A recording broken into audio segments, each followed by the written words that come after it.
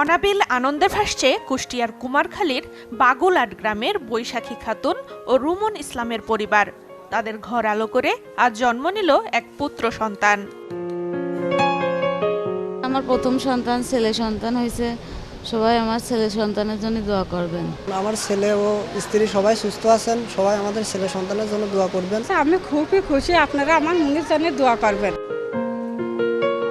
নবজাতক ও তার পরিবারকে শুভকামনা।